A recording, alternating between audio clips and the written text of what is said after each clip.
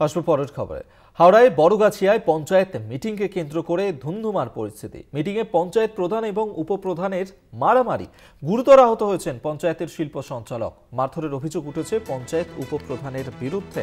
হাওড়ার বড়গাছিয়া, সেখানেই ঘটনা ঘটেছে। বড়গাছিয়া পঞ্চায়েতে সেখানেই মিটিংকে কেন্দ্র করে ধুন্ধুমার পরিস্থিতির সৃষ্টি হয় এবং সেখানেই হাতাহাতিতে জড়িয়ে পড়েন প্রধান এবং উপপ্রধান। দুপক্ষের মধ্যেই হাতাহাতি হয় এবং এই হাতাহাতির কারণেই গুরুতর আহত হয়েছেন পঞ্চায়েতের শিল্প সঞ্চালক। এই ঘটনাকে কেন্দ্র করে এখনো থমথমে রয়েছে পঞ্চায়েতের চত্বর।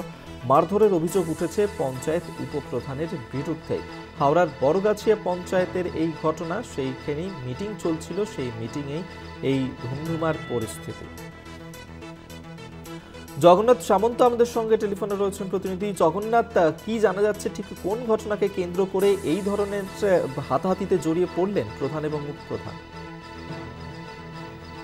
জগৎবল্লভপুর ১ নম্বর পঞ্চায়েতে সেই মিটিং থেকেই গন্ডগোলের সূত্রপাত হয় এবং যেটা জানা যাচ্ছে যে কটূক্তি, অর্থাৎ প্রধানকে লক্ষ্য করে বিভিন্ন কটূক্তি এবং শিল্প সঞ্চালক যে নিয়ে আছে তাকে উদ্দেশ্য করেও গালিগালাজ করে উপপ্রধান। সেই ঘটনায় একেবারে উত্তপ্ত ধুমধুমার কাণ্ড পরিস্থিতি তৈরি হয়।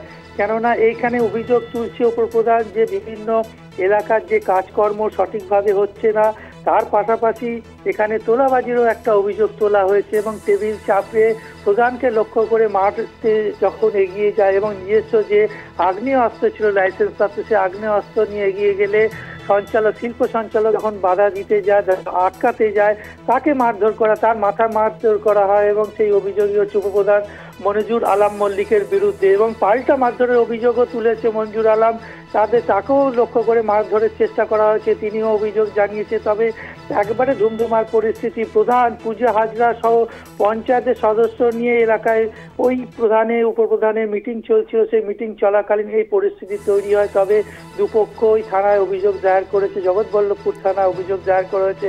কাউকে এখন গ্রেপ্তার না করা হলো। যেটা বলা হচ্ছে যে শিল্প সঞ্চালক শফিকুল ইসলামকে যেভাবে মারা হয়েছে এবং আগ্নেয়াস্ত্র বের করে মারধর, একটা মিটিংয়ে কিভাবে আগ্নেয়াস্ত্র নিয়ে মিটিংয়ে ঢুকলো এবং প্রধানকে লক্ষ্য করে, মূলত মহিলা প্রধান, সেই প্রধানকে লক্ষ্য করে গালিগালাজ, কটূক্তি বা মারধরের অভিযোগ, মারতে যাওয়ার অভিযোগও উঠে আসছে। তবে দুপক্ষকে জগৎবল্লভপুর থানার পুলিশ পরিস্থিতি নিয়ন্ত্রণ করেছে, এখনো পর্যন্ত কাউকে গ্রেপ্তার করা হয়নি।